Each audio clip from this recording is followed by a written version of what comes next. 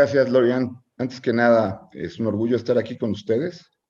Me da mucho gusto que haya gente viendo este webinar porque definitivamente es un intento por ayudar a México.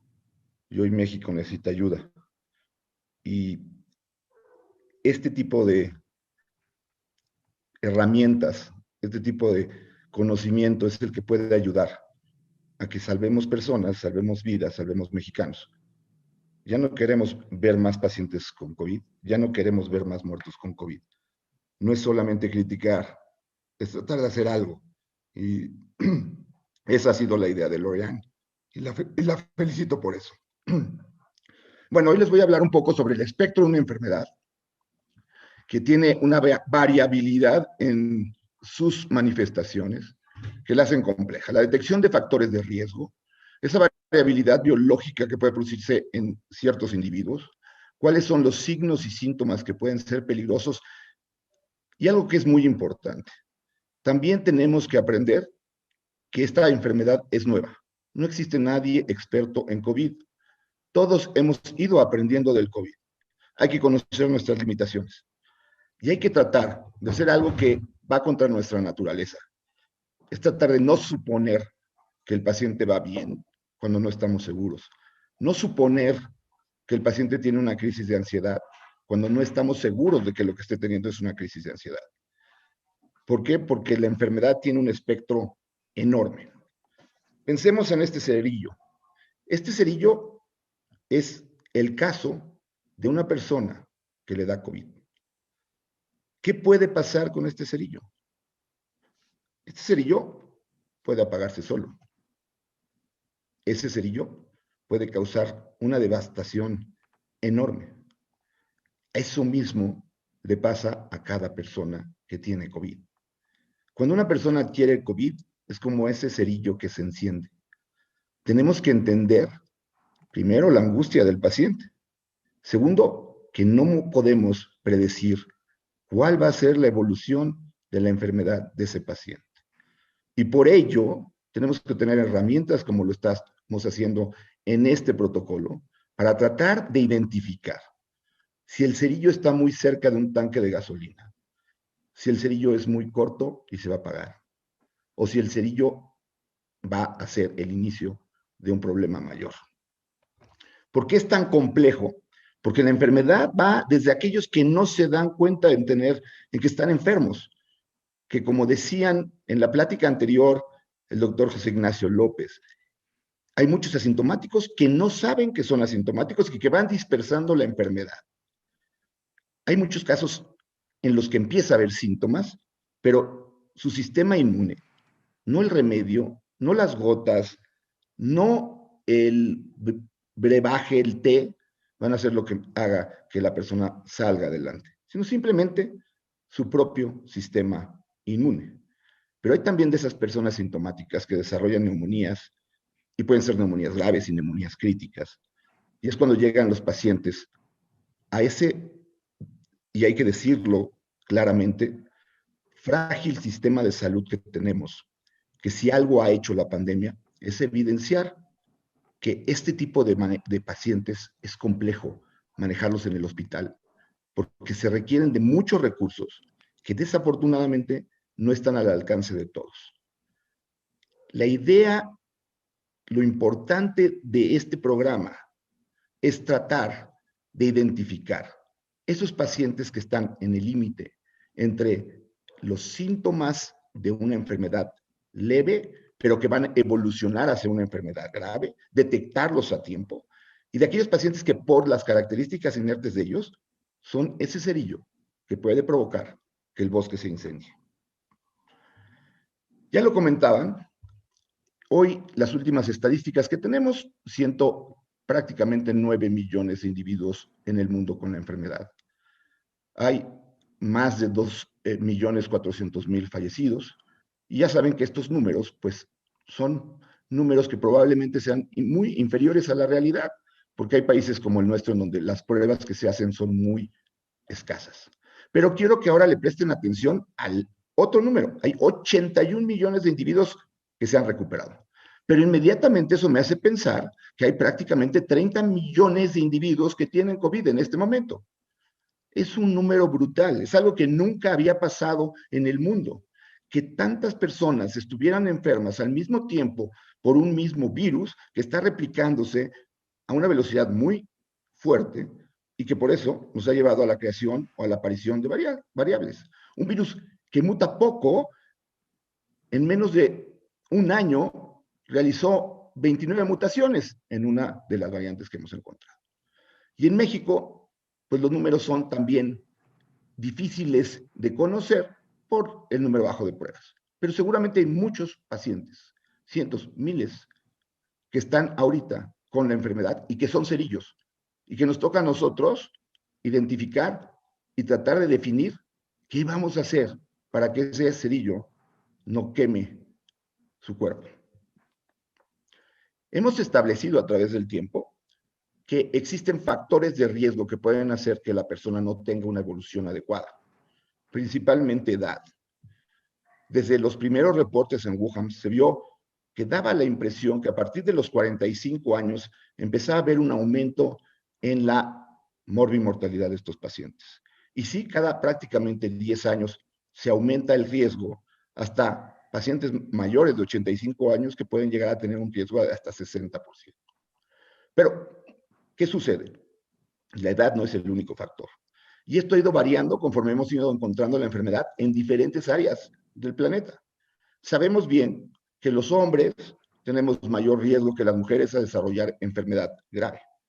Sabemos también que la diabetes tipo 2, especialmente cuando se asocia a este síndrome metabólico en donde hay obesidad, diabetes e hipertensión, es un factor de riesgo.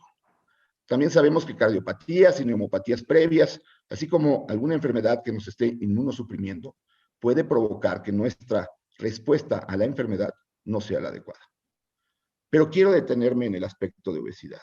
Y quiero detenerme porque es muy importante identificar, uno, que la obesidad ha sido el factor de riesgo que al menos en el hospital en donde yo trabajo ha predominado como el mayor criterio de riesgo para tener una evolución tórpida.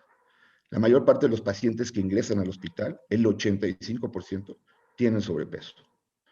Y cuando el sobrepeso es una obesidad mórbida, la posibilidad de que tengan una neumonía crítica es mucho mayor. Estas son estadísticas del hospital en donde el factor de riesgo más importante para tener gravedad fue el índice de masa corporal, por arriba incluso de la edad y de otros factores. ¿Por qué hablo de la cuestión cultural?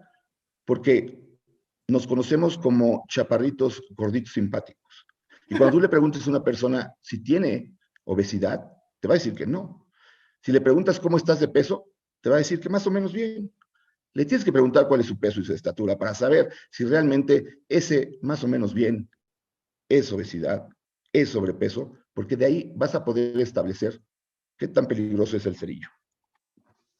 También hay que conocer que las caras del COVID se van presentando diferente a través del tiempo, que prácticamente podemos establecer que existen 3 fases de la enfermedad cuando una persona lo adquiere. La primera fase es la fase de infección, en donde en cierto momento el individuo no sabe que está infectado y está contagiando. Y por eso tan importante la medida preventiva del uso del cubrebocas.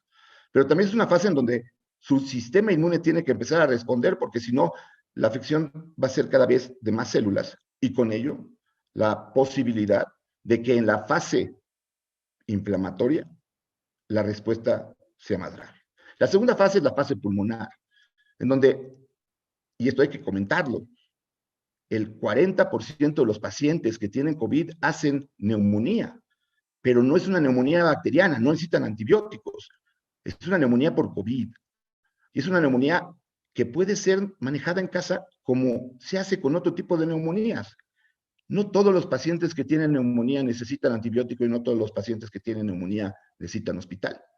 Esos van a ser los pacientes que nosotros vamos a tener que cuidar. Y la fase inflamatoria es muy dependiente de la carga viral que hayas recibido y de la respuesta inmune que hayas presentado. Es muy claro que mientras más avanzamos en edad, mientras más enfermedades tenemos, pues nuestra respuesta inmune va decayendo. Y es por ello que existen más células inflamadas y es por ello que la respuesta inmunidad celular destruye a más áreas del pulmón. Para ver que esto no es tan fácil como parece, les pongo este caso clínico real. Un hombre de 43 años con un índice de masa corporal de 29.1. Prácticamente podríamos decir que tiene ya obesidad e hipertensión sistémica. Comienza con síntomas de cefalea, mialgias, tos y fiebre de 38.5 grados centígrados, 3 días después de regresar de un viaje de trabajo a Estados Unidos. Se realiza una prueba de PCR al día siguiente y resulta que sale positiva para COVID. A los 3 días de que esto sucede, su esposa, una mujer de 31 años, con una masa corporal de 19.5, sana, deportista, inicia con cefalea, malestar general, se realiza una prueba de antígeno y resulta positiva. Y aquí ustedes me dirían, no, bueno, pues pobre del hombre de 43 años, gordito, que no hacía ejercicio, porque seguramente a él le fue mal. Y aquí les comento algo que es interesante y que a lo mejor ponemos poca atención cuando preguntamos dónde crees haber adquirido el COVID. Este hombre regresó de viaje, usó el cubrebocas, trató de mantener distancia, estuvo en zonas de riesgo, se acabó contagiando. Pero probablemente la carga viral fue menor a la que recibió su esposa, que lo recibió sin cubrebocas, evidentemente, y en una relación hombre-mujer, en donde hay cercanía. Pues déjenme contarles que el paciente, después de 4 días, prácticamente se mantuvo asintomático. Y su esposa estuvo en emergencias con la posibilidad de haber sido intubada. Afortunadamente, el manejo que se le dio en el piso de medicina interna fue suficiente para que saliera adelante. Esto es, los pacientes no leen las guías, los pacientes no se las saben. Tratamos de hacerlo sencillo buscando el ABC, pero eso no lo hace todo mundo. Este mensaje que les quiero dejar con este caso es que no tratemos de suponer que a esta mujer de 31 años, cuando me habló al tercer día después de su contagio y me dijo, siento que me falta el aire, yo pensaba, esta mujer está ansiosa porque su marido sabe que puede tener un COVID grave y ella se enfermó. Y la realidad es que no. Cuando checó su oximetría, vio que estaba teniendo una disminución en su oximetría y fue a tiempo al hospital porque pudo ser monitorizada, que eso es lo que queremos hacer en este protocolo que estamos lanzando el día de hoy. Y hace diferencia saber qué es lo que tienes que buscar. ¿Qué síntomas? Y volvemos a comentar que no hay los sís y los nos absolutos.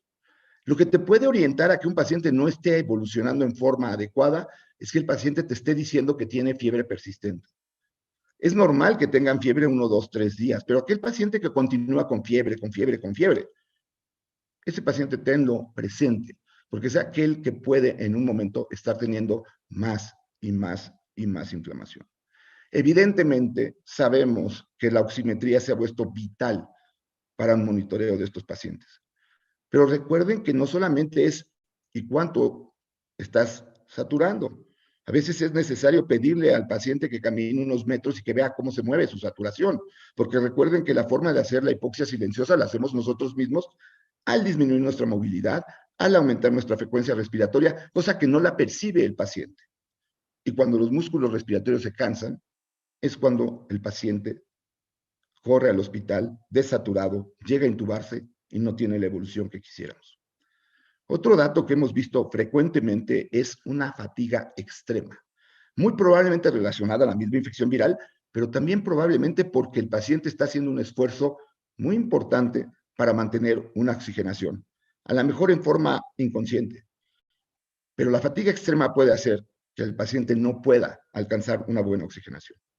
Y también la náusea y el vómito persistente se ha visto que puede llegar a provocar pacientes que se deshidratan, pacientes que empiezan a tener problemas de otros órganos, Y por lo tanto, en estas características que presenta un paciente, ustedes tienen que ver, independientemente si tiene factores de riesgo o no, que la evolución del paciente puede ser una evolución que no queremos. Puede ser ese cerillo que de repente empieza a prender el bosque. ¿Por qué nos pasa esto? ¿Por qué tenemos pacientes que tienen factores de riesgo? Un paciente de 104 años que cursa asintomático. ¿Y por qué tenemos a la mujer de 31 años que estuvo prácticamente al borde de ser intubada? Porque al haber tantos casos de esta enfermedad, hay una normalidad. Hay algo que es la evolución frecuente, la evolución normal, lo que más veces va a suceder. Pero existen desviaciones estándar en toda normalidad. Y lo que se sale de la normalidad es lo que nosotros debemos de tener la capacidad de detectar para actuar a tiempo. Porque esa persona que no es dentro de esa normalidad va a esperar que su evolución sea otra. Esa niña de 31 años está en esa anormalidad. Ese señor que tiene una buena evolución y que tiene 104 años está en esa normalidad. Nos toca a nosotros, con nuestras herramientas, tratar de encontrar esos, porque esos van a ser los más complicados. Esos son los que te van a quitar el sueño. Esos son los que te dejan sin dormir, porque no te lo esperabas, porque no lo veías venir y porque lo que se trata en este programa es de salvar vidas. Quiero terminar la plática diciéndoles que después de un año prácticamente de ver pacientes con esta enfermedad, he tenido 3 grandes aprendizajes. Primero, somos vulnerables, los pacientes y los médicos. Hay que considerarnos vulnerables. Hay que saber todo lo que implica la palabra vulnerabilidad. No es solamente ser débil como muchos lo creen, es ser parte de una vida, de un ciclo de vida en donde vas a tener irremediablemente enfermedades y la muerte. Pero hay que reconocernos frágiles, hay que aceptarnos frágiles. El segundo es la humildad. Nadie sabe más que otra persona que COVID, porque apenas lo estamos conociendo. Porque, como decía el doctor López, y lo dijo bien, a lo mejor dentro de 2 meses, de lo que hemos hablado aquí vamos a estar cambiando el 30%.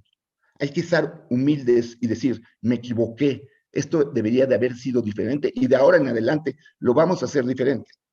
Y este protocolo se va a estar revisando y lo vamos a estar platicando porque de eso se trata, ser humildes y decir, no sé. Ser humilde también es decir, hasta aquí llegué yo, que te vea alguien más que sabe más que yo. Y por último, y ante el abrumador número de casos, perdemos la empatía. Y eso en medicina no se puede. Tenemos que ponernos en los zapatos del paciente que recibe la noticia de que tiene COVID. Porque a lo mejor esa sensación de que está demasiado ansioso es porque ha perdido algún miembro de la familia, más ahora que ha ocurrido la enfermedad a una mayor escala. Nunca pierdan la empatía cuando un paciente pide la ayuda. Si perdemos empatía, nos volvemos robots y entonces de nada sirve lo que sepamos. Estas 3 han sido mis aprendizajes. Son muy personales, pero se los quiero hacer partícipe porque yo creo que de alguna manera es algo de lo que todos sentimos y de lo que todos necesitamos para seguir tratando pacientes COVID. Muchas gracias, Lorian. Muchas gracias por la invitación.